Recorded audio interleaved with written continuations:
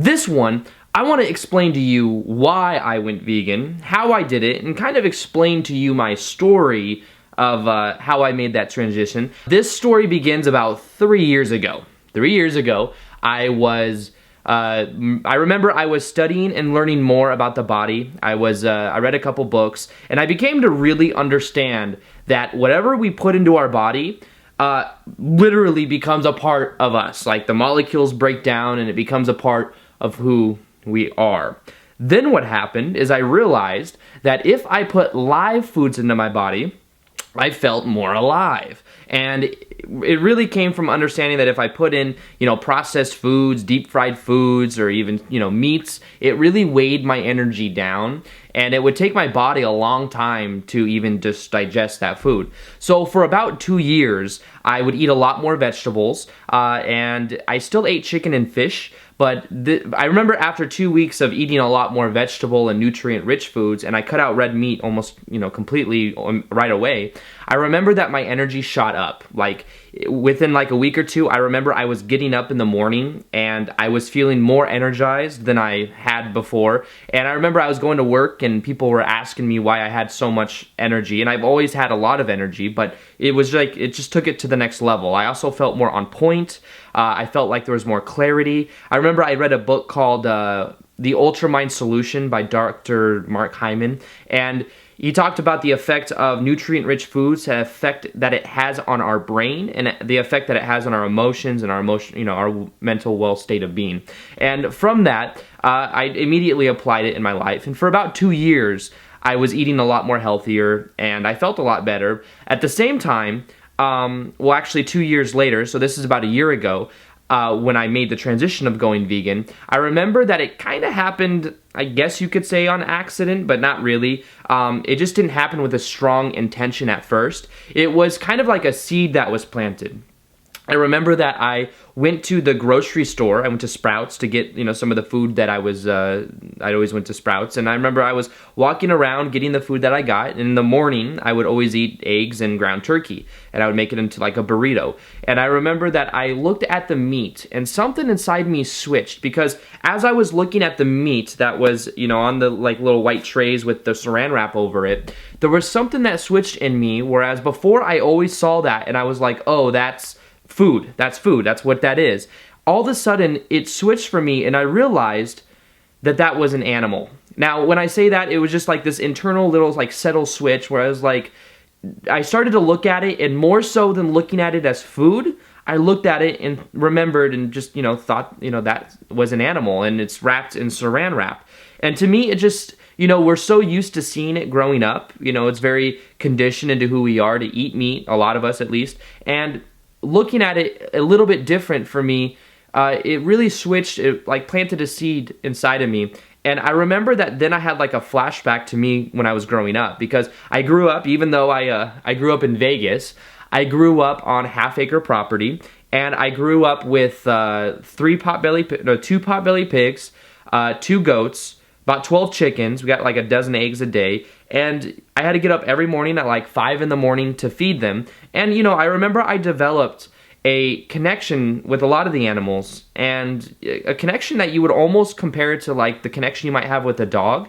You can have that same kind of connection even with like, a pig or a goat. And remembering that and making that connection in my brain planted the seed, because I remember I went home that day and I brought, I still got it. I was like, oh, I'll probably get over this. I brought it home. The next morning I got up to cook my breakfast, and I put the chicken in the skillet, the ground chicken, and I started to cook it, and there was just something different about it.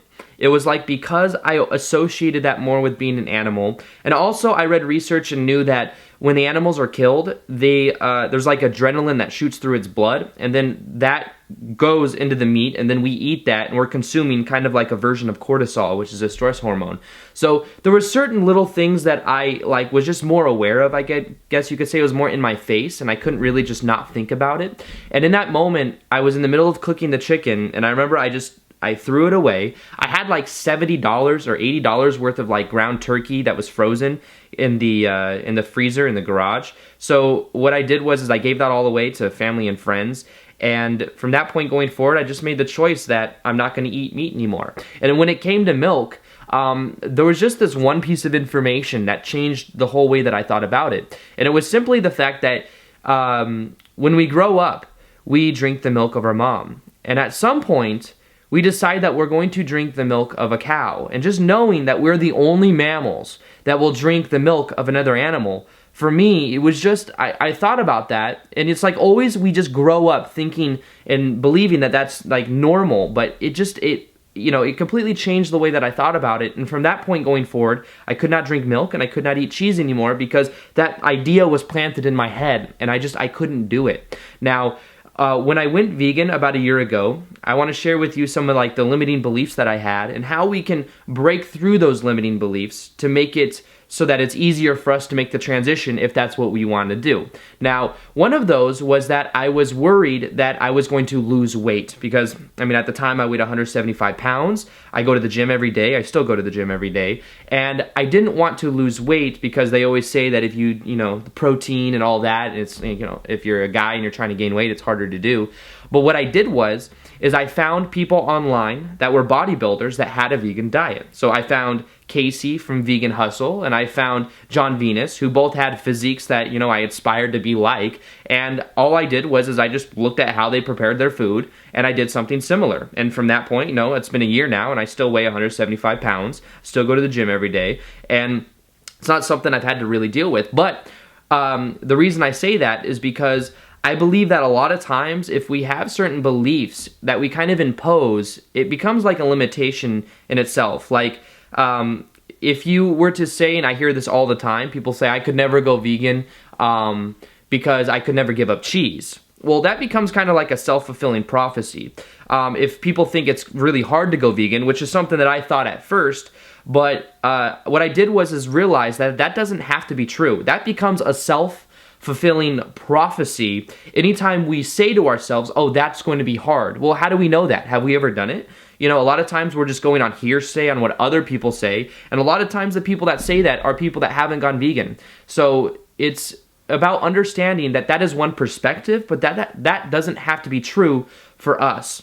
So some of the tips that I have for you if you're choosing to go vegan is to first off understand that it is easier now to go vegan than it had ever been before. Now the reason I say that is because there's just straight up more information online to find out what works for you. So I was able to find, Vegan Hustle and John Venus go and do what they do, and this information is so out there now because there's so many people that share on social media or share on YouTube that you can pretty much find anything that you're looking for. So the information is more vast than it has ever been before, but the other part of this is there's just simply more options. Like if you go to the grocery store, there's more options at the grocery store to eat vegan than there were 4 or 5 years ago. There's more places that are vegan restaurants that you could go to, and there's more restaurants that have vegan options than ever before. There's even like a fast food place in Vegas that just opened that's a vegan fast food place.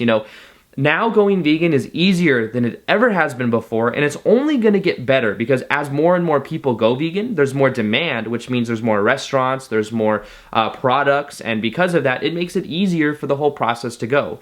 So the tips that I have for you is to first off know that it's easy. Second, it's as easy as you make it. That it depends upon our beliefs and what we impose and what we're buying into, what perspectives we're consistently thinking. If we think it's hard over and over again, we'll start to believe it, and that'll cause resistance while we take action. So dropping that, letting that idea go, makes it a lot easier to pull forward with it if that's what you're going to do. And the other part of this is just simply understanding that as you go, it gets easier and easier because your palate will begin to change. Like the foods that I crave now are completely different than the foods that I craved like a couple years ago. And it's something that gets easier as you go because it becomes more consistent, and it also reaps a lot of benefits when it comes to energy. My energy has completely shifted. I find that I need only about 6.5 hours of sleep, and I wake up completely energized.